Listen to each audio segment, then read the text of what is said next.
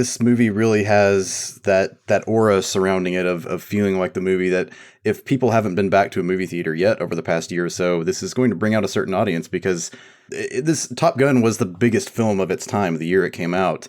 And I think there's a Generation X appeal that maybe hasn't been going back to the movie theater as much the last couple of years. Before the pandemic, maybe it was becoming just a few times out per year. This is the kind of movie that I think that audience is really, really excited to go back out and see in a theater.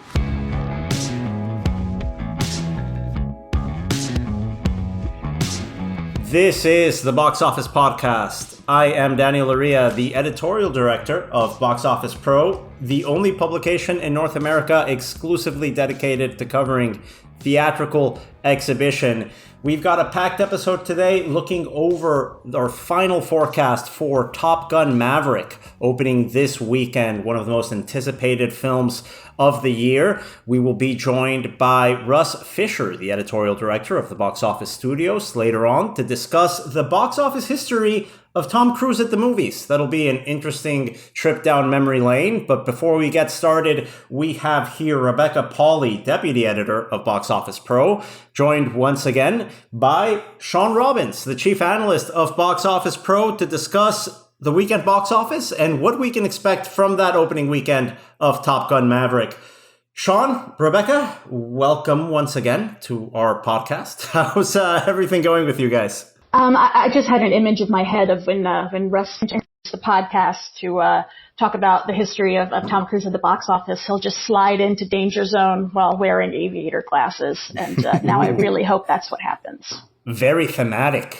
That's nice. How about you, Shawn? Are you ready for some beach volleyball this weekend? Absolutely. Yeah, I think I'm ready for everything that movie has to offer after hearing the hype about it from everyone that's seen it over the past few weeks. Daniel, you're planning to see it in Screen X, right? So you're going to get the full panoramic Tom Cruise experience.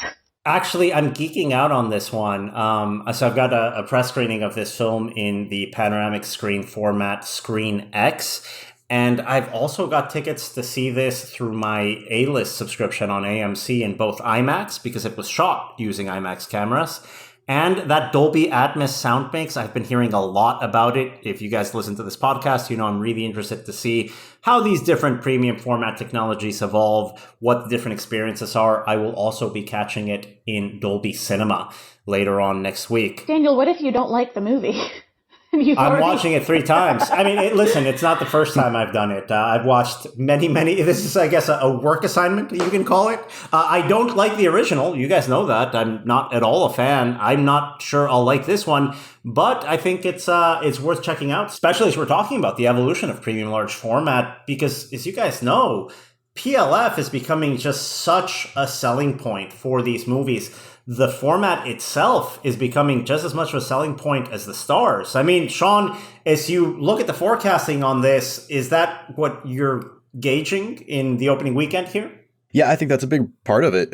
This movie really has that aura surrounding it of feeling like the movie that if people haven't been back to a movie theater yet over the past year or so, this is going to bring out a certain audience because this Top Gun was the biggest film of its time the year it came out. And I think there's a Generation X appeal that maybe hasn't been going back to the movie theater as much the last couple of years. Before the pandemic, maybe it was becoming just a few times out per year. This is the kind of movie that I think that audience is really, really excited to go back out and see in a theater. We've been talking about that offline, kind of wondering how much Maverick is going to appeal to younger generations. Is it just they are not invested in Top Gun, or do they just see it as like another Mission Impossible type, oh, Tom Cruise action movies are good? I mean, when it comes to adult audiences, is there anything that we can tell from the performance and demographics of Downton Abbey that will give us any kind of insight into Top Gun Maverick's opening weekend, or are the two movies just way too far apart? There are quite a few differences. I think it can tell us a little bit. The biggest gap here is that Downton Abbey was driven primarily by a female audience, 73% and 87% over the age of 35, I believe, is what Universal reported over the weekend. Wow. So we're talking about 3/4 of that opening weekend audience for Downton Abbey 2 being female. I mean, this is really good news, right? Yeah. And I think there was some expectation this film would have dropped off from the prior film regardless. That just tends to happen with sequels to television series being adapted into feature films. All in all, I feel like this past weekend was generally in line with expectations, maybe a little bit on the lower end, but certainly more of a positive sign than anything else. What I think that will tell us about Top Gun is that if the female audience, particularly over the age of 35, is starting to come back for a known IP like Downton Abbey, that's also some of the audience that helped drive Top Gun, which is still going to be male-driven, heavily male-driven, I will say. But hey, there's more than one female character in the movie this time, so... that may help, yeah. Well, when we talk about that Downton Abbey reception and those demographics, like you mentioned, Shawn, the data point is actually 30 and older. 87% of that opening weekend audience, 30 and older. 73% of that opening weekend audience, female. The word of mouth on this title, an A cinema score for it. It's been getting good reviews, a $16 million opening weekend, very far away from that $31 million opening from the first Downton Abbey movie back in September 2019. The first one had a really good hold, though, and got up to 100 million almost. I mean, Obviously we're not expecting those numbers, but do you have any thoughts on hold for Downton Abbey? I mean, it's obviously a different situation because it's the beginning of summer and there's a lot more stuff coming out, whereas the first one came out kind of in September. Yeah, I think having Memorial Day in its second weekend will obviously be a big help. It will lose Dolby, which it had a very strong showing in over the weekend, but it's appealing to an older audience, and that's not really your rush out crowd. Although Downton is a little bit of the exception because its preview shows have a strong fan base. But like what happened with the first film, it did stabilize very quickly. I think that can happen here as we go into the early summer, and there aren't really a lot of options that are going to take away from that crowd once you get past the front loading from the diehard fans. Well, I mean, Top Gun then. We know at least 2 tickets are already purchased from Mr. Loria here. So what can we expect more on a macro level? And I'm really curious to see how this does internationally, because obviously Tom Cruise is an international star, but I mean, I feel like the Top Gun franchise is very like rah-rah American in a way that I'm not sure will translate. How do you know how the first one did internationally? The first one was released back before we had that evolution of overseas box office being a relevant part of the global marketplace. Of course, as we know, the introduction of digital projection really helped that overseas market grow, completely revolutionized overseas distribution, and made international box office a real factor. But that's a great point, Rebecca, because the first one's performance at the box office didn't have to have that caveat, didn't have to perform overseas to be a hit. Shawn, I think we can agree here. Any movie released today by a major studio that's supposed to be a tentpole can only be called a tentpole if it does so on a global level. Yeah, it certainly has to cover all the bases unless it's just really going to knock it out of the park in 1 or 2 markets. Obviously, America being a key one. We look at the last Mission Impossible film, Tom Cruise, as you both have mentioned, he's become a global brand. That last Mission film did 72% of its business outside of North America. I'm not sure Top Gun quite reaches those heights, but where I think in the balance that might not matter as much is that Top Gun is tracking well ahead of any other Mission Impossible film that is released in North America.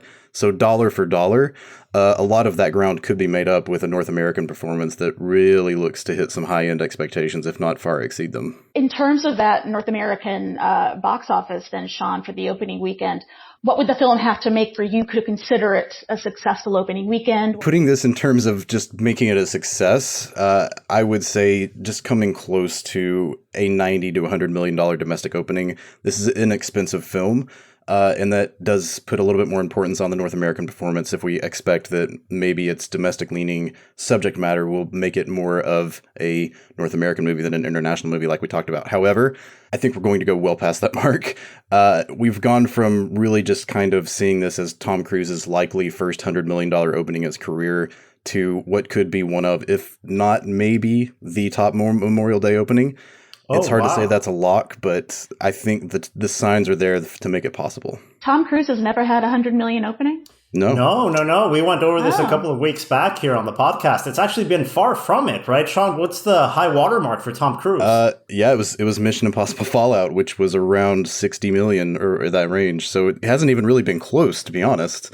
But a lot of factors make Top Gun a horse of a different color for him at this point in his career. Well, and I guess we'll be talking about that later on in this episode with Russ Fischer as we kind of delve a little bit deeper into his filmography and his Tom Cruise's life at the box office. So now that we understand what the potential is here, obviously with the context that this film is different than a sort of Marvel title where you have a lot of younger audiences doing repeat viewings. This is a longer movie. It's going for a slightly older demographic that doesn't go back 3-4 times to see the same title like we see with the Marvel films. Shawn, for a total domestic gross pre-opening, what's your range that you're tracking at this point? For a total domestic gross, at this point, I mean, it's almost insane to talk about some of these numbers for a Tom Cruise movie, not because he's incapable of doing it, but just because it hasn't happened.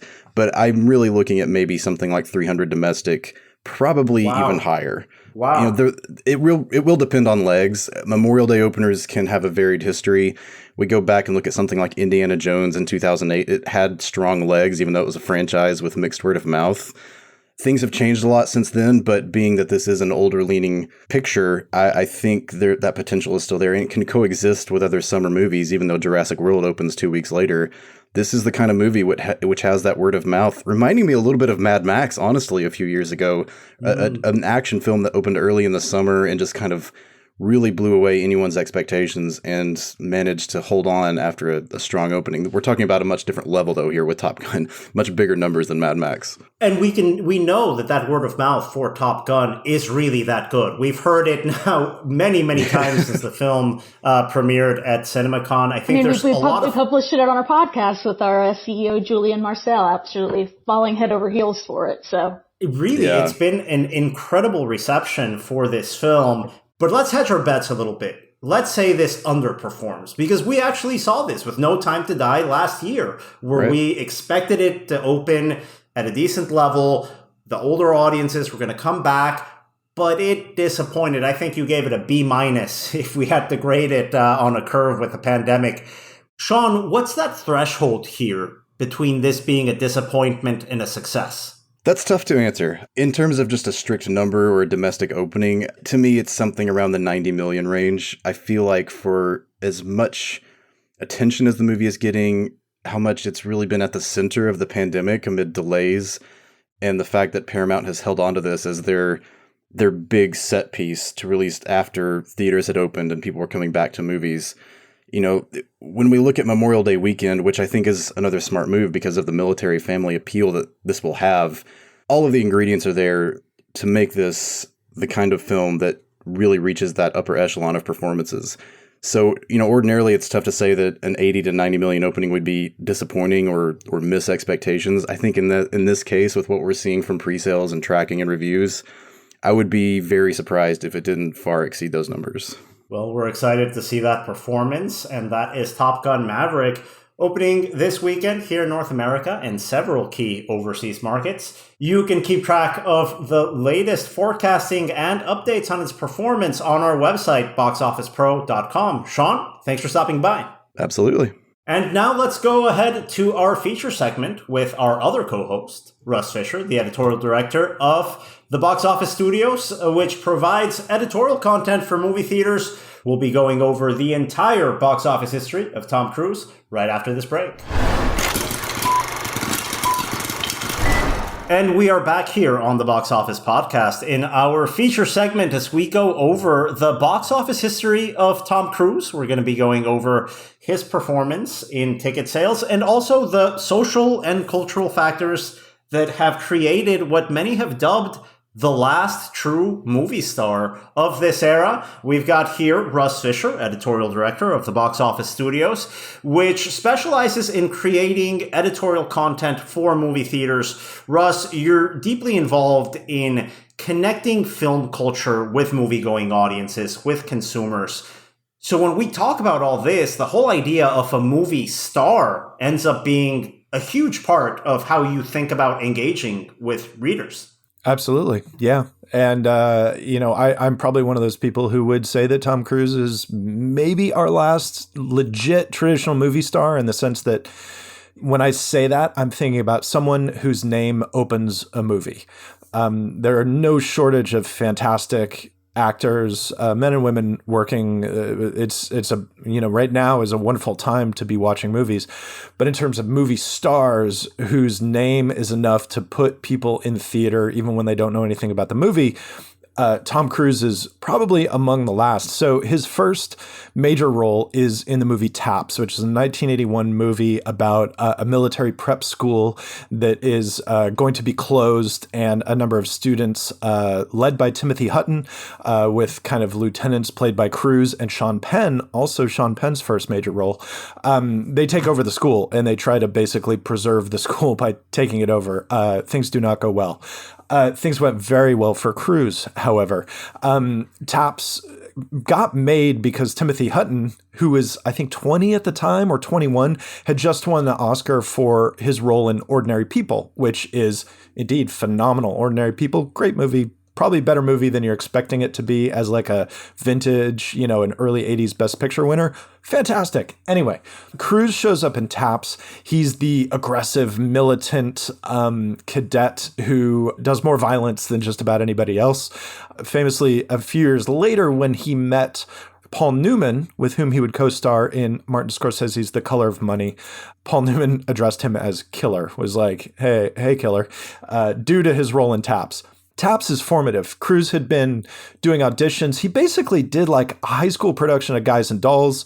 His mom was a drama teacher. He decided, I want to act. He went to New York, I think, and would travel to LA, started doing auditions, got some small stuff. Taps was he was basically supposed to be an extra in Taps, but he was so dedicated to like perfecting the physical aspect of being a military cadet that his role in the movie was bumped up. He was given a bigger part. And I think that is pretty impressive because that is pretty much Tom Cruise in a nutshell, is that he works maybe harder than anyone else to physically and hopefully emotionally master his roles.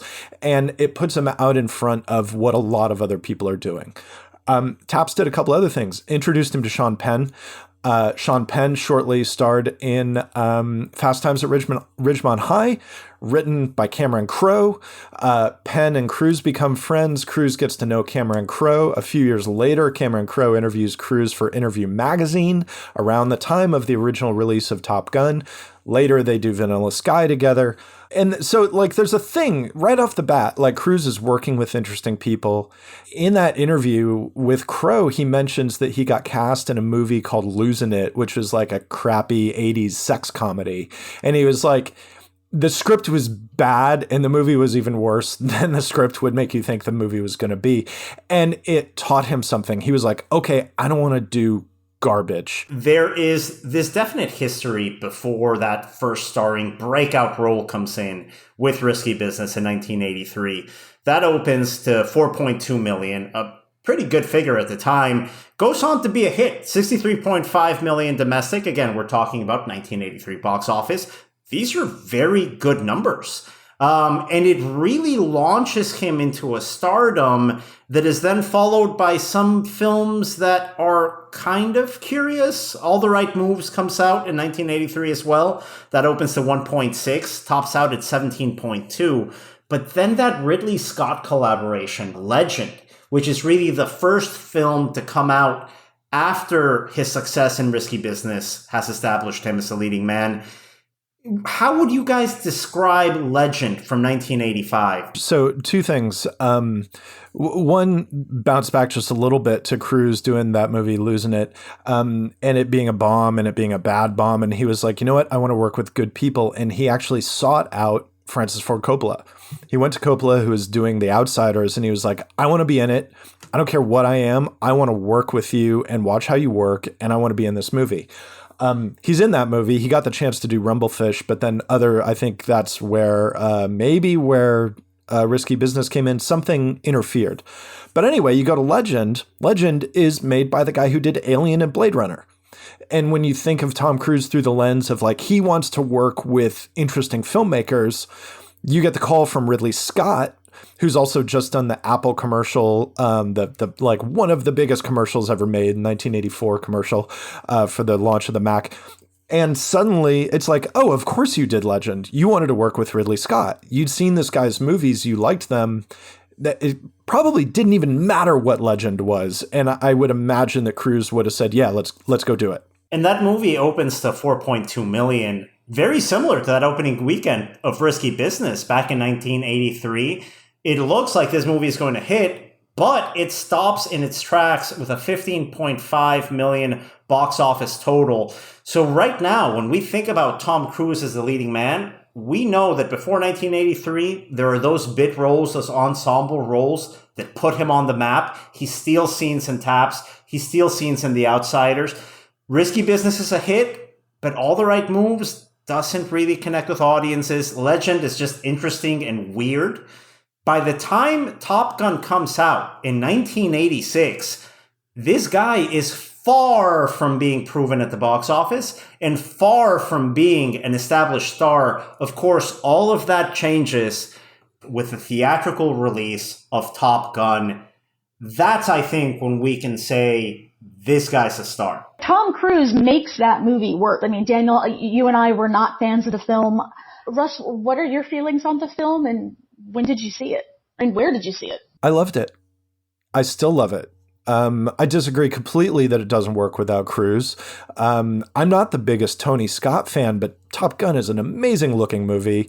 Top Gun has something visually that a lot of other movies at the time didn't have. And nobody had ever done aerial stuff like, in the modern age, in 70s and 80s, nobody had done aerial stuff the way that Top Gun did it. Obviously, the way they did it was getting the cooperation of the military. There are aspects to Top Gun that are not my favorite, cultural relics or landmarks. But I think the movie works. I think it's a good movie. I think it fully solidifies Cruise as a star. I would also backtrack very slightly, again, to Risky Business. One thing we're leaving out in the conversation of Risky Business is the rise of MTV. Something that did very well on MTV was the video for Old Time Rock and Roll by Bob Seger, which is the song that Tom Cruise dances to in his underwear in Risky Business. That video was on all the time. Even if you hadn't seen Risky Business, you knew what that was because of the video being on MTV.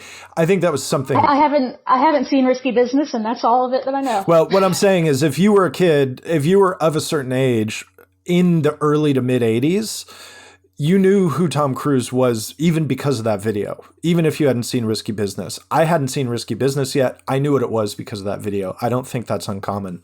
I think that helped over that Legend hump and over that hump where it was like, oh, this guy isn't fully a star yet, but there was a weird other machinery that was working that was putting him into people's minds. And then months later, shot at this just after Top Gun, you get The Color of Money, which is directed by Scorsese, and it teams Tom Cruise with Paul Newman. Paul Newman! You want to talk about last movie stars? Paul Newman. This is in the golden era and the movie But the thing is, right? Scorsese came to Cruise. Cruise did not go out for Color of Money. They came to him. Studio didn't even want Scorsese to make that movie. Paul Newman wanted Scorsese to make that movie. He got it made. They took it to multiple studios until it finally got a green light. They went to Cruise. The studio didn't want Cruise. Scorsese wanted Cruise. Cruise practiced pool for hours every day to the point where he could literally do virtually every trick shot that is in that movie.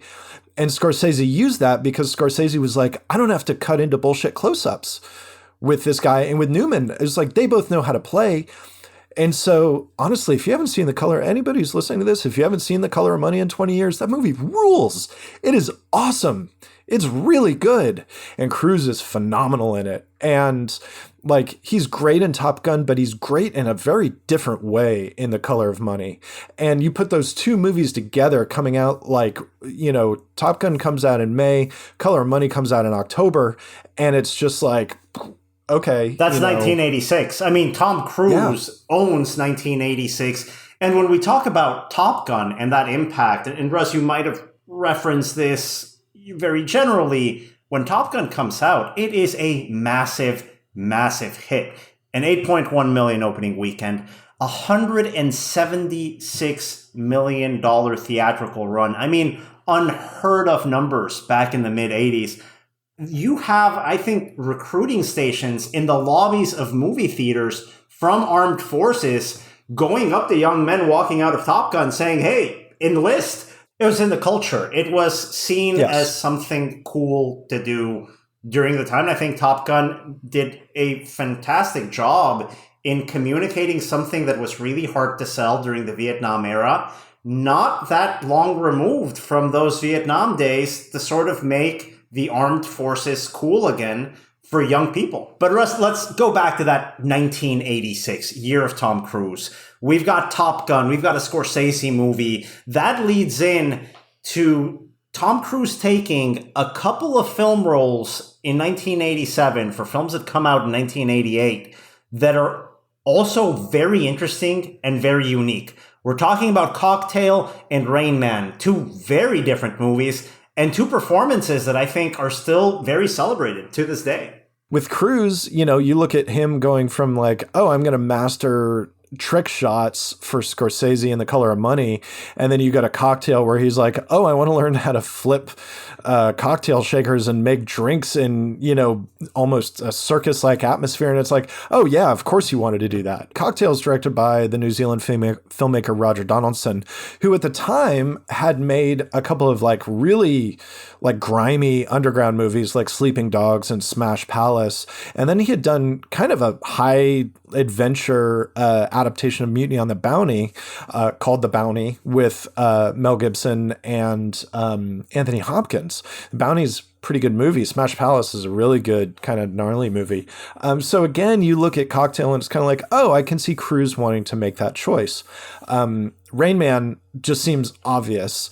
You know, you get to work with Dustin Hoffman. And the box office performance of these movies, I think, are also important as we see just how popular he is as a star. Cocktail opens at 11.7 million. That is the highest opening weekend for Tom Cruise up until this point. Tops out at 78.2. Rain Man, a very different type of movie, opens at 7 million, but then becomes a Top Gun-like hit. $172 million for a movie like Rain Man. Fantastic, fantastic numbers here. And that leads in to another very interesting choice as an actor here. We go from Tom Cruise being the poster boy for recruiting people into the armed forces in Top Gun to working with a filmmaker like Oliver Stone for a very nuanced movie about going into those armed forces. Born on the 4th of July, a very strong drama. 1989, this movie opens to a very surprising $11 million. A big, big opening weekend for an Oliver Stone drama that is not easy to watch. One thing, let's roll back just very slightly to mention the Rain Man won Best Picture. Kind of a big deal. We can't forget that. Absolutely. Kind of a big deal. But no Oscar nom for Cruise, though, right? He didn't get it. Yeah. He didn't get nominated. Yeah, it's weird. You know, Cruise and Oscars have really kind of always been like this sort of like missed connection thing, right? Nominated 3 times, not one at all. And at this point, it seems like I don't know if he kind of doesn't care, or it just seems like he's Tom Cruise and he's a big enough star. Yeah, you know, but it's interesting, right? Like you would think that he would have won at this point, and it's kind of like, oh, okay. Well, if he was going to win for a movie, taking a role like Born on the 4th of July, that's the sort of role you take on for that Best Actor nomination, if not win. That's what that decision tells me. Of course, he doesn't win, but the movie is a success. Yeah, I mean, the movie's a big success. And like you said, not the easiest movie to watch. You know, again, you can see why Cruise does it. It's Stone after doing Wall Street and Platoon. It's got Talk Radio in there, which was not a big success, but is a good movie. And then, yeah, the Oscar showing for Born on the 4th of July is kind of intriguing. You know, Stone gets director, but that's the year that famously Driving Miss Daisy won Best Picture, which is probably not the movie that should have won Best Picture that year.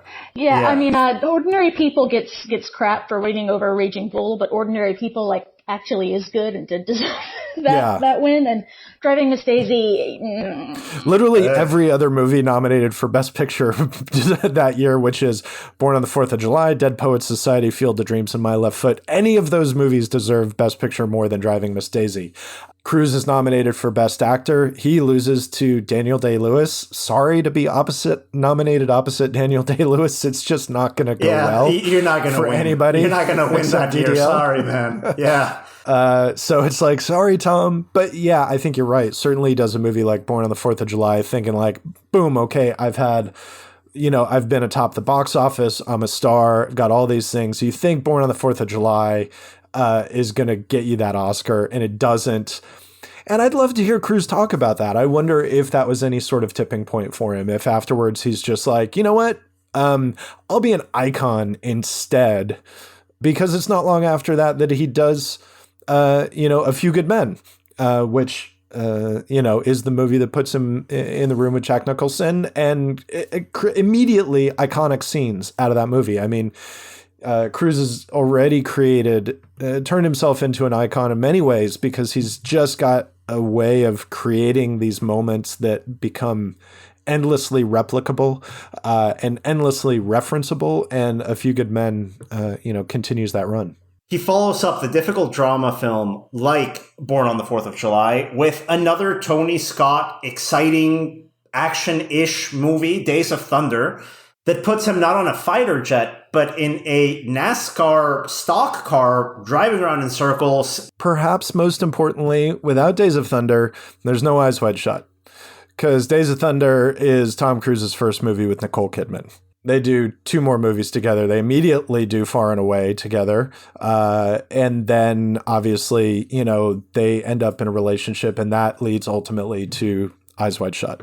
But before we get all the way ahead of ourselves, let's look at what else he does after those collaborations with Nicole Kidman in the early 90s. We mentioned A Few Good Men, some great scenes with Jack Nicholson in 1992. That starts this hot streak at the box office that between 1993 and 1996, everything Tom Cruise makes hits 100 million domestic. This guy's box office gold during this era, established in the 80s. He's on a great streak. That's followed up with a movie called The Firm in 1993, a legal drama, opens at 25.4 million, tops out at 158. The Firm is huge. I mean, it's like you've got Cruise, who is already one of the biggest stars on the planet, in an adaptation of a novel by John Grisham, who, it's like, I guess you could look at it kind of like, I'm trying to think of sort of the adult beach read to movie pipeline. You've got Mario Puzo in the 70s with Godfather. You've got either Thomas Harris or more likely Tom Clancy in the 80s.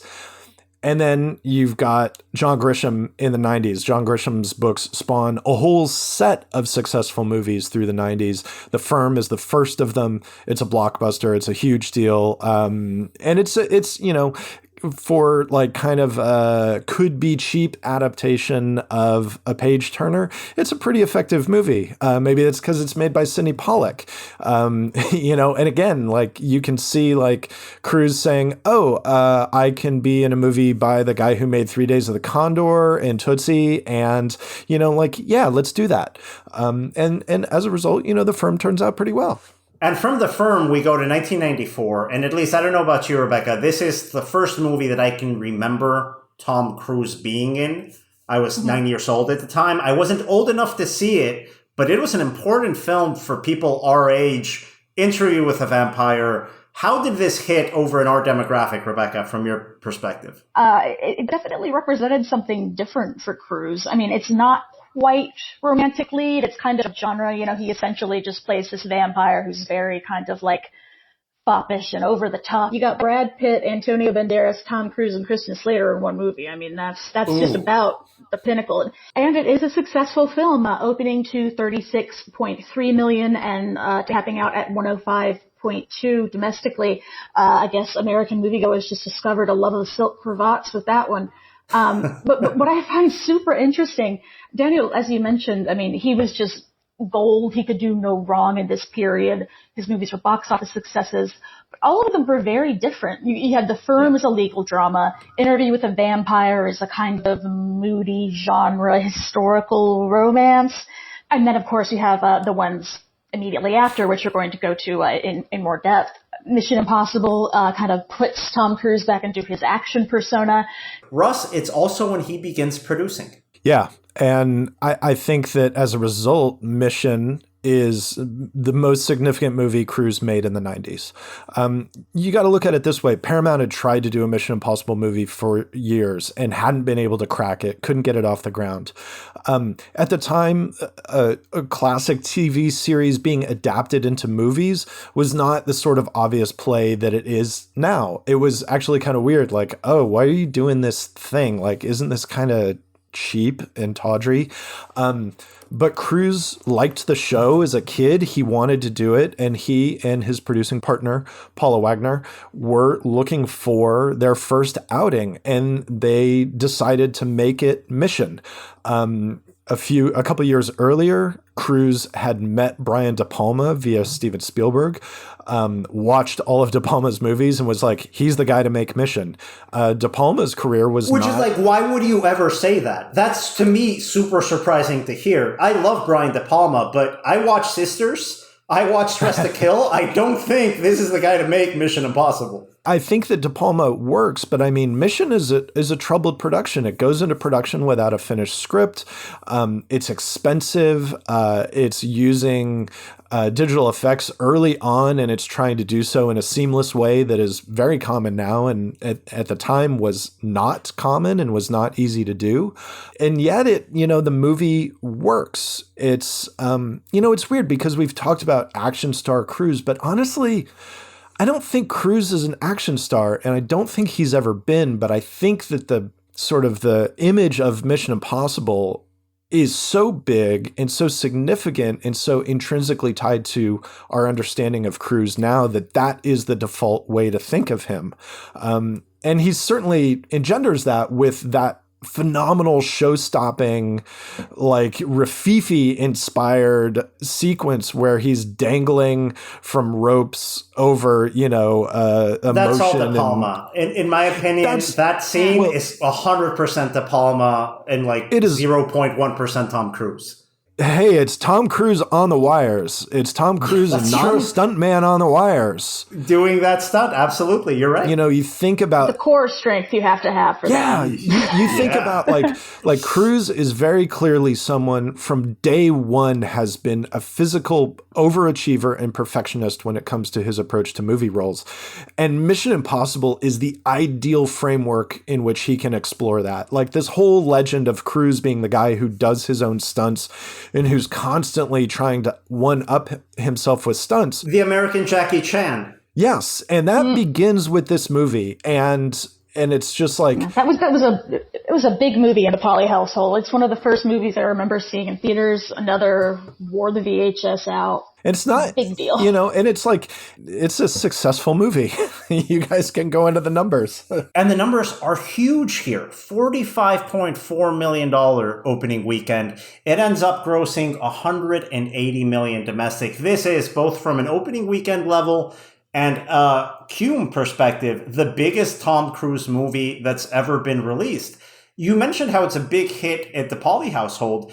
This movie is released at a time when the US model of the multiplex is making its way through Latin America, with Cinemark introducing the modern multiplex model all over key Latin American markets. And they do so with movies like Mission Impossible, which was released in late May of 1996, and Independence Day, which came out in early July of 1996. That summer is so important when we think about how you introduced a new generation of moviegoers, introduced a new generation of movie theaters into the entire Latin American region. I'll always think of Mission Impossible with this fondness because it was part of that early crop of US Hollywood blockbusters that you see in a completely different movie-going setting. A huge hit domestically, also a huge hit internationally. This movie makes $457 million worldwide. Now we're talking about a new level of stardom as we enter the second half of the 1990s. And after Mission Impossible, instead of launching directly into a sequel, he actually takes a little bit of a left turn and goes into the first collaboration with Cameron Crowe. Russ, someone that you mentioned, has been in his life for a couple of years now. You can see Crowe and Cruise having meetings and Crowe being like, this is I'm going to get you the Oscar. We're going to do it. And it's like, this is a big movie from any perspective you want to look at Jerry Maguire. Cuba Gooding Jr. makes a big splash in this movie. Renee Zellweger does as well. Again, you've got Cameron Crowe working in primo mode, and it's just like, this is a huge movie. It's a movie that is like the sort of 4-quadrant movie that happened once upon a time that probably would not happen today. And Cruise is a big part of why it gets to happen in the first place. I think you're right, Russ. I'm not sure a movie like Jerry Maguire gets made today, even with Tom Cruise. I think it's very much a product of its time. And I remember it being a very watchable movie, a very pleasant movie. Audiences like it. The movie opens to $17 million and then goes on to make $153 million. Everything that Tom Cruise is touching turns into box office gold during this era. He also gets nominated for an Oscar again. Yeah. I would find it very difficult to believe that he and Cameron Crowe did not build Jerry Maguire from the ground up with Oscars in mind somewhere. And the movie does win, but Tom Cruise does not. He loses to Jeffrey Rush, who gave an exceptional performance in the movie Shine, which is sadly a film that's kind of fallen off the radar for virtually everybody. You know, Jerry Maguire is nominated for Best Picture, doesn't win that either. But Cuba Gooding Jr. does win for Best Supporting Actor. So there's that, and that works. So, you know, again, the Oscar eludes Cruise. So after losing that Best Actor Academy Award in 1996, Tom Cruise actually ends up making some really interesting decisions as an actor. Guys, this is probably my favorite era of Tom Cruise. For me, if you had to ask what's your favorite movie, there's probably like 4 Stanley Kubrick movies that I'm going to rattle out. Eyes Wide Shut is probably one of them. I absolutely adore this movie. It wasn't easy to make. It took a lot of time and effort to make it. I don't think Warner Brothers knew exactly how to market it. Not that marketing a Stanley Kubrick movie is very easy to do, but it really leans into that power couple and star persona of both Kidman and Cruise in a way, and it's been spoken about before, that maybe even costs them their marriage down the line, not long after this movie is released. Yeah, it's hard to say. I mean, certainly the making of Eyes Wide Shut was an arduous and lengthy process. And then, of course, the entire production is capped off with, and you know, in the movie's release is capped off by the death of Stanley Kubrick, which is, you know, it's a wild set of circumstances. You know, were Cruise and Kidman really fated to be together? I don't know. You know, they work together, they clash in this movie. This movie is about dysfunction and assumptions and communication problems. It's about a lot of things. I think Cruise is nearly perfectly cast in this movie because I think it plays so directly to his own unique persona. It's a great movie for Kidman. I mean, I'm with you. I think Eyes Wide Shut's a fabulous movie. It's one of my favorite movies, period. And it can't happen with any other people than Cruise and Kidman. It's just like they are all so deeply and intrinsically linked. Yeah, I'm not sure this movie is nearly as good with any other leads taking on those roles. I think it's fantastic. What I love about Tom Cruise's performance in Eyes Wide Shut, and why I think it's his best moment as an actor, is that if I think of a word to describe Tom Cruise, apart from star, it's confidence. He's got just so much self-confidence, and that is put to the test throughout this movie. There are so many holes pierced through that aura of confidence and likability. He ends up looking like a chump. He ends up looking like a fool. It reminds me of a lot of the same reasons why I love Jimmy Stewart's performance in Vertigo, where I have a relationship with him as an actor, and Vertigo completely plays into these aspects of masculinity that we all think we should all aspire to, and just completely dresses them down and exposes them as frauds. I absolutely, absolutely love him in this movie. Nicole Kidman's fantastic. And from there, he takes on an ensemble role in another very interesting movie, P.T. Anderson's Magnolia. But we talk about this male persona, this playing with this egotistical aspect of how we think of Tom Cruise. Russ, his performance here completely connects to that and also dresses down how we think of Tom Cruise, the actor and star. Yeah, I mean, Magnolia directly engages with and plays with any notion of Cruise as a male movie star. That's P.T. Anderson being super smart about things, but crucially also Cruise being game for it. You know, it's something that you can see a lot of other people walking away from, and Cruise, to his credit, you know, it's P.T. Anderson after Boogie Nights. Literally everybody, except for Burt Reynolds, wanted to work with the guy. I think Reynolds had enough after Boogie Nights. But, you know, everybody else was like, oh my God, yes. And Cruise, with his very well, at this point, understood interest in working with significant and, unique talents, clearly he wants to be in this movie. And you can imagine him saying like, yeah, okay, what do you want me to do? Yeah, let's do it. And from two very chur-driven, maybe complex and on some level inaccessible titles, I guess you could say, that benefit from multiple watches, to Mission Impossible 2, which is the first sequel of his career. But it's John Woo directing it, so it clearly kind of plays into the, Tom Cruise wanting to work with the premier directors of the age. Yeah, I think at this point in the Mission Impossible franchise, the way it's looking like is Tom Cruise is producing and starring in movies and bringing in directors with a very big brand name and a very clear style.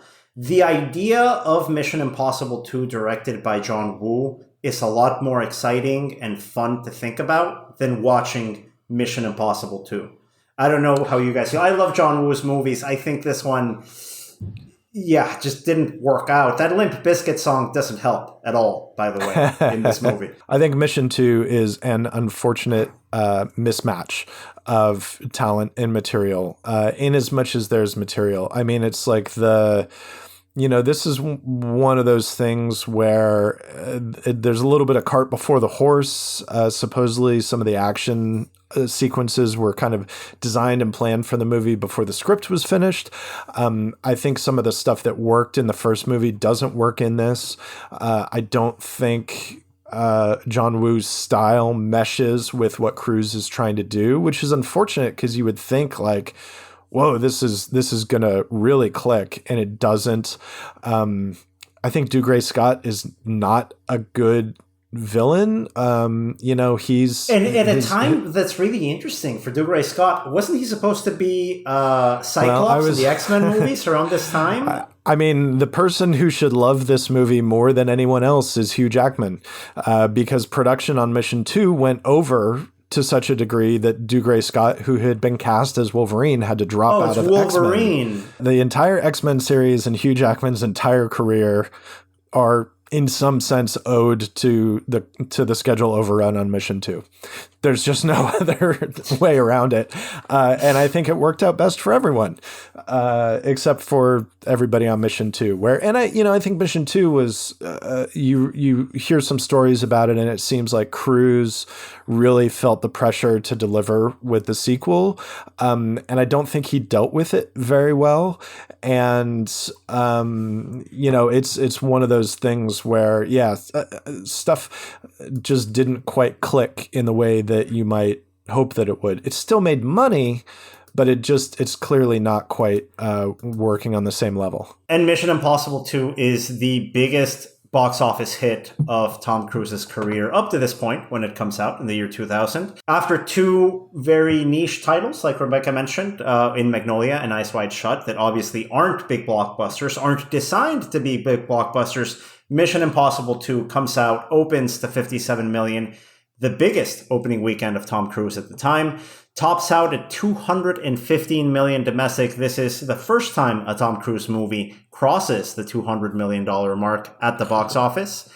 And then we go into another different stage of his career in the 2000s. Vanilla Sky in itself, I think, a very serviceable remake of a very, very good Spanish movie, in a way that maybe it doesn't distinguish itself too much from the Spanish original. Yeah, and from there, he jumps into his first direct collaboration with Spielberg. Clearly, the two have met a number of times. I'm sure there are quite a few near misses between Cruise and Spielberg, but they unite for Minority Report, and then just a couple of years later, they come back together for War of the Worlds. I think both of these movies are terrific sci-fi. They're both really kind of fantastic, visually opulent, really exciting productions that shows Spielberg being very engaged and energized, and Cruise is clearly enjoying the process of working with him on both of them. Of the two, I actually think I like War of the Worlds more, in part because it also engages with that idea of Cruise playing against any sort of sympathetic, nice guy type. Like, his character in War of the Worlds is a jerk. He's a bad person and a bad father, and it's kind of a great movie to watch him grow up into something better than that. And I think in that batch, I really look at a movie like Collateral as one of the more interesting Tom Cruise vehicles of that time. Of course, I love Michael Mann with a passion, and this is the first time we see Tom Cruise playing a villain. I don't think we'd seen this at all. Maybe Magnolia, he wasn't really likable in Magnolia, but this is a real big departure from the sort of roles that Tom Cruise plays, and he does it fantastically well in Collateral. Yeah, I mean, I think he is exceptional in this movie. I love Collateral. I think it's a great movie. I think everybody in this movie is good, but Cruise is particularly good. I think Michael Mann knew exactly what to do with Cruise. They're shooting on video. I wonder if there's something about the immediacy of that facilitated something with Cruise. But yeah, Collateral is a terrific movie with Cruise as sort of a hired killer who ends up on a nighttime cruise through LA, with a cab driver played by Jamie Foxx. Originally cast as Adam Sandler, by the way. Adam Sandler was supposed to play that role. He ended up not being able to because he ended up in a movie called Spanglish. Oh, yes, of course. Spanglish, which has had a lingering cultural impact. And of course, we talked about War of the Worlds a bit ago, and that ended up being the new high benchmark of a Tom Cruise movie in 2005, directed by Steven Spielberg, opening to 64.8 million, topping out at 234.2 million. War of the Worlds is another just reminder of that drawing power that Tom Cruise can have at the box office. All of these movies that we mentioned, basically after Magnolia being 100 million plus earners. And I think that maybe gives him that confidence to go back to the Mission Impossible franchise, which he had abandoned after Mission Impossible 2 hadn't really worked out. We're talking about 6 years that seemed like a lot longer, because between Mission Impossible 2 in 2000 and Mission Impossible 3 in 2006, we've got superhero movies now really taking the genre in a very different direction. But Tom Cruise works with a very interesting filmmaker coming out of the TV industry. J.J. Abrams wasn't really known as a filmmaking name at this point. He was a TV guy. He was very much not a filmmaker at this point. That's exactly right. He was a TV guy. And, there's aspects of Mission 3 that do feel kind of like TV. It's interesting that evidently there was a point where David Fincher was developing this, and a Fincher MI3 is a really interesting thing to consider. Joe Carnahan also worked on this a little bit. Notably, Cruise produced Carnahan's movie Narc, which is actually, I think, Carnahan's probably his best film still. But yeah, Mission 3 is kind of a smaller movie in a lot of ways, but it has one really significant aspect, which is Philip Seymour Hoffman as the best Bond villain who is not in a James Bond movie. He is phenomenal and terrifying in a lot of ways. But it seems like Tom Cruise trying to get something right that he didn't get right in Mission Impossible 2, at least as a producer. And there are high stakes for Mission Impossible 3 when it comes out. There's an unproven filmmaker. As a filmmaker, like we said, J.J. Abrams wasn't a guarantee at this point. We knew he could do TV. We didn't know what he was going to do in a movie.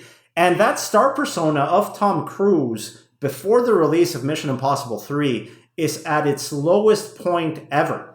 In 2005, during his relationship with Katie Holmes, he does a couple of media appearances that, frankly, he looks unhinged. He is oversaturated all over the media. He gives a terrible interview jumping on a couch on Oprah's daytime talk show. An even worse interview, somehow he does even worse when he talks to Matt Lauer in an interview on NBC. His star persona takes a massive, massive hit. And Mission Impossible 3 is the first step to recover from it. I think he does, but from there he takes some decisions as a star that don't really pan out. Rebecca, the first one coming out of there is a collaboration with Robert Redford. Yeah, that would be Lions for Lambs, which opened to 6.7 million, making it the lowest opening movie that Tom Cruise starred in since all the way back to Color of Money, 1996. I mean, it's strange to think that people growing up or coming up today might not remember how moment how it kind of caused the flip of a switch of like, oh, everyone has to reassess Tom Cruise now. He was always a very private man. We never really felt like you saw behind the curtain what was behind his eyes. And now it's like, okay, there might be some stuff that's not good. And it's worth noting in there that he had a personal publicist for a very long time, and they split. He stopped working with her in 2004, I think, and I think there's a pretty direct correlation between that change in someone who is helping to guide and shape his public image and this severe public image breakdown that we're talking about. That explains a lot, actually. And yeah, I think it does explain a lot, because we go from Tom Cruise the star to Tom Cruise the Scientologist in the public eye. And that really makes that relationship with the public, not only here in the US, but internationally, work at a different level. And the artistic decisions, the movies that he makes after Mission Impossible 3 don't really work that well at the box office. One of the that I thought is the most interesting kind of stuff, looking at the arc of Tom Cruise's career, is in this period. It comes out in 2008, shortly after Lions for Lambs. That would be Tropic Thunder, in which he played a supporting role in a fat suit, yelling into a phone. It was basically a send-up of... Huh? He was bald? He was bald. He basically was making fun of Harvey Weinstein or Scott Rudin. I don't know. There are so many awful producers in Hollywood. You can really take your pick. But it really felt at the time like this was Tom Cruise making a point of saying, no, I can do anything. I can make fun of myself, because all through the Scientology craziness, I mean, you didn't get the sense that Tom Cruise was a man who could have a sense of humor about himself, and this felt like a direct rebuttal to that. And it didn't really lead to anything else in that vein, which I thought he was really funny. But before we get to the 2010s, we have to talk about Valkyrie. How do I say this thing? Valkyrie. Yeah, Valkyrie. 2008. Yeah. Notable here, his collaboration for the first time with the writer on the project, Christopher McQuarrie, who ends up being the director of a number of the Mission Impossible sequels that happened in the years following the release of this film. And this is a movie that didn't hit $100 million, which at the time, this is the first big Tom Cruise movie to not hit that benchmark. It opens at 21 million, a good start comparable to other films that he released in the early 2000s. But 2008, Valkyrie ends up at 83 million, and that's followed with a similar performance in a very odd movie co-starring Cameron Diaz, Night and Day, in 2010, also opening to 20 million and topping out at 76 million. So that box office power is eroding as we enter the 2010s. I think that I think that the couch jumping incident and the lingering effect of that, and more to the point, just the lingering effect and public awareness of Cruise's association with Scientology, which is a deep and in many ways troubling association. I think that's forefront in audience minds when they're looking at Cruise in movies. And in 2011, he's going to do a movie that helps kind of reset the board there. But I think these films that he's in right now are really suffering from Cruise being at his lowest point of public perception. Valkyrie, it's not a great movie. It's an interesting story, but it's Bryan Singer already kind of seeming like he's not entirely on top of his game with this. But crucially, the movie was brainstormed by writer and also film director Chris McQuarrie. Chris McQuarrie is the one who takes it to Cruise Wagner Productions. They agree to produce it and get the movie made. And that begins Christopher McQuarrie's association with Tom Cruise, which continues to this very day with, this morning, the official teaser trailer release of their new movie, Mission Impossible 7, aka Mission Impossible Dead Reckoning Part 1, which is way too long of a title. But anyway, the Cruise-McQuarrie partnership is a very fruitful one, and it is probably the single, maybe working together on this movie is another one of those massive career turning points that changes the future for Cruise. And Christopher McQuarrie is actually involved, reportedly, doing uncredited rewrites of the script to the next Mission Impossible sequel that comes out in 2011, Mission Impossible Ghost Protocol. J.J. Abrams, the director of the third installment, moving on to produce the film alongside Tom Cruise, and Brad Bird stepping in to direct. Rebecca, you saw this at the movies. What did you think of it?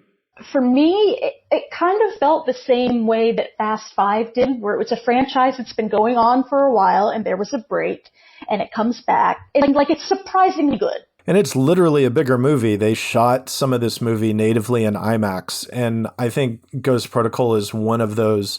It's one of the early wave of movies that is very much oriented towards, you've got to see this in IMAX. And I mean, I saw Ghost Protocol is a good movie. It plays well on a screen of any size, but man, some of those sequences in IMAX, the Burj Khalifa climb, the sandstorm in IMAX, those are spectacular sequences. Even so, this movie has the same script development issues that seems to be endemic to all of the Mission movies. And at a certain point, Christopher McQuarrie is brought in to kind of pinch hit and do a bunch of crucial rewrites, and helps kind of lock him in as the Mission guy. He really becomes Cruise's guy. They go on to make a different movie together, the first Jack Reacher film. But Ghost Protocol is a big turning point. It's a big deal. It's a hit. It's a unique movie, and it works like crazy. Mission Impossible Ghost Protocol is the first $200 million domestic Tom Cruise movie since 2005, since War of the Worlds. So it takes him 6 years to regain that box office blockbuster level that was derailed with that jumping on the couch incident, with that meltdown that we saw in the media.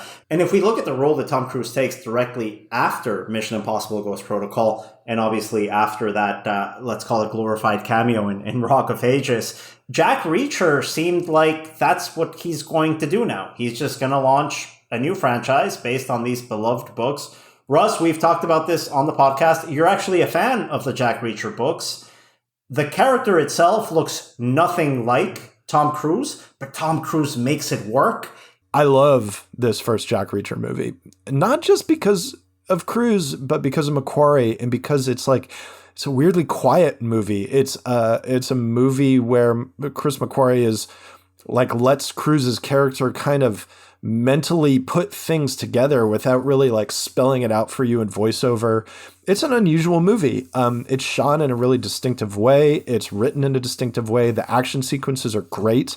And then he quickly goes into this other stuff. He does Reacher, which is a smaller, quieter movie, but, then Oblivion, which puts him together with Joe Kosinski, who will go on to direct Top Gun Maverick. I don't think Oblivion works very well, and I think, I'll have to refresh myself on the box office. I don't think Oblivion performed quite as well as anyone hoped it might. It doesn't, and neither does the first Jack Reacher movie. I mean, these are both movies that end up topping out in the 80 million mark. They're not flops, but they're not Tom Cruise movies. And I think this is the first indication that we're seeing that outside of Mission Impossible, we can't really rely on Tom Cruise to launch a franchise. It doesn't work with Jack Reacher, even though there's a sequel that does actually even worse than the original. Oblivion, I'm not sure if that was meant to be a franchise, but it doesn't really launch to where it should be. I really liked Edge of Tomorrow that came in 2014.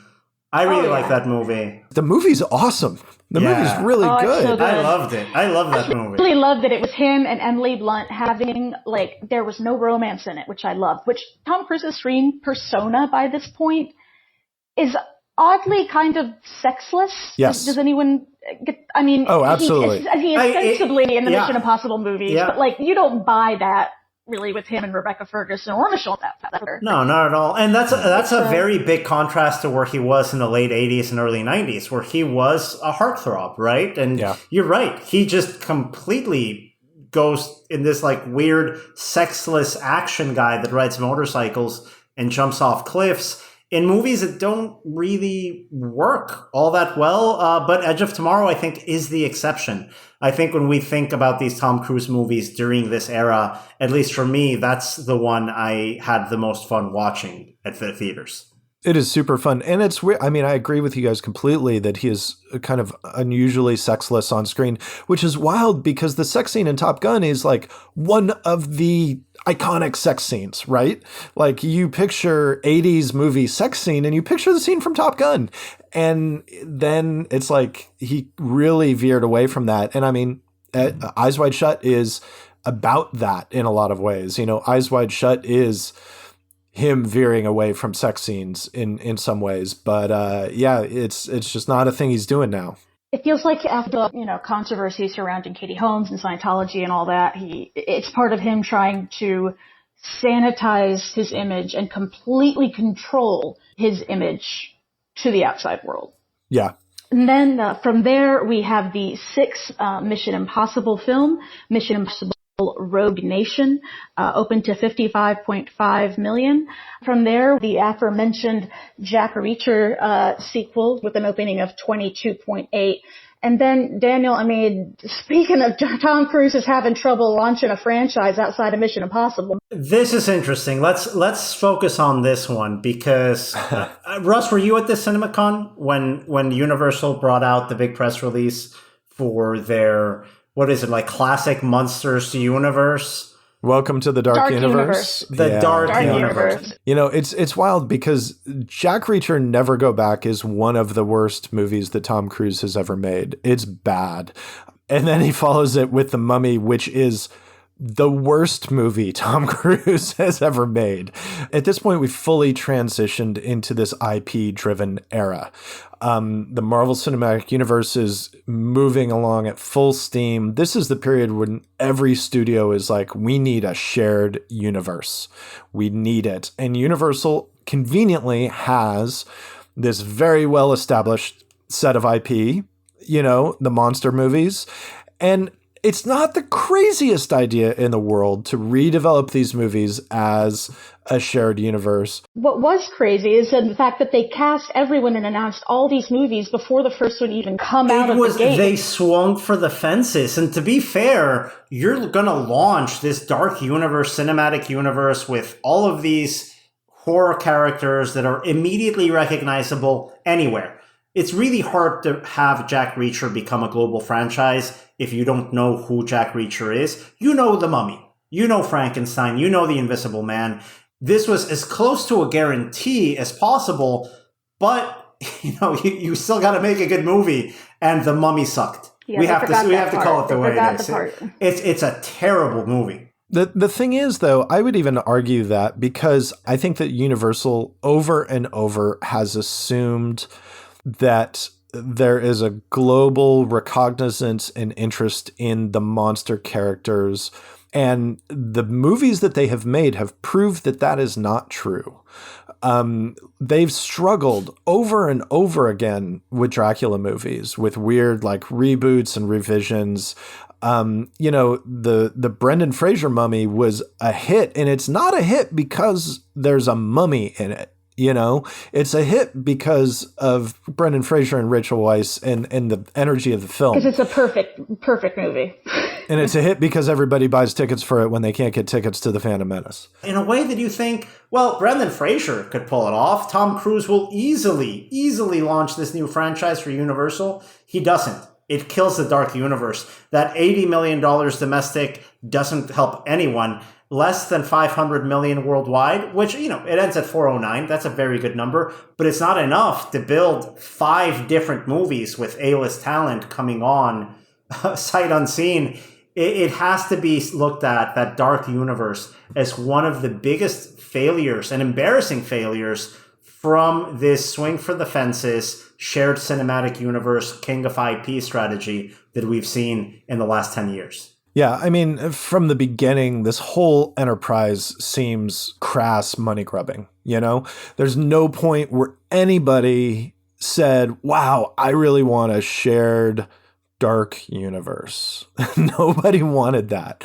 And that said, it's not even the worst idea, but they went about it in exactly the wrong way. That pair, Jack Reacher Never Go Back and then The Mummy, are Cruise's. That is Cruise's worst outing. He's got just a terrible year from mid 2016 to mid 2017.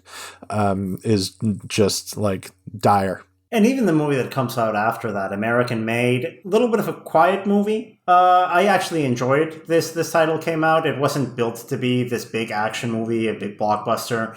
It's a nice Sunday afternoon movie, but it still doesn't hit anywhere you would expect a Tom Cruise movie to perform. American Made, topping out at 51 million domestically.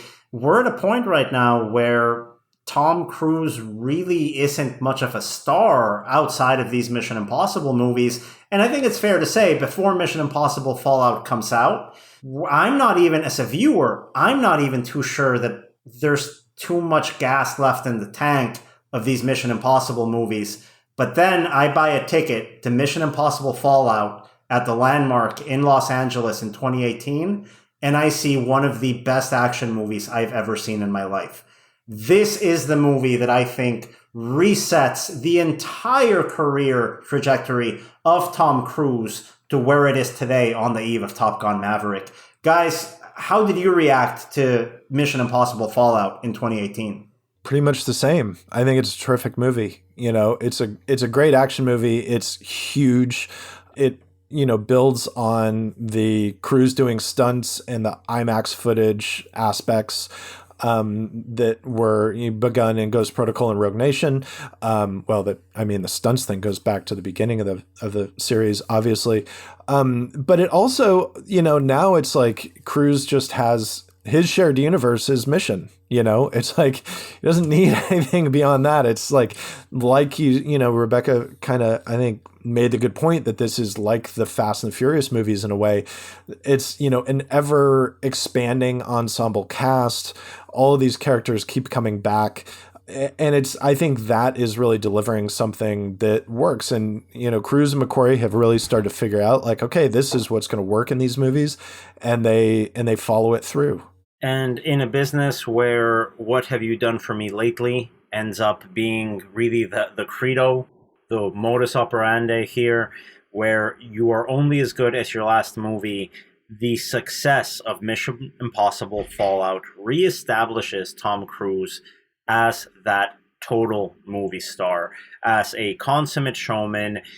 He is very active promoting his films. He's been very active promoting the upcoming Mission Impossible sequels. And he was one of the few, actually the only major star to attend exhibition conventions in 2021 promoting Top Gun and those Mission Impossible sequels. There's a lot of goodwill riding on that Tom Cruise star persona as we approach the opening weekend of Top Gun Maverick in the coming days. Russ, Rebecca, thank you so much for joining us in this very long episode. And to our audience, thank you again for sticking with us and listening to this whole episode.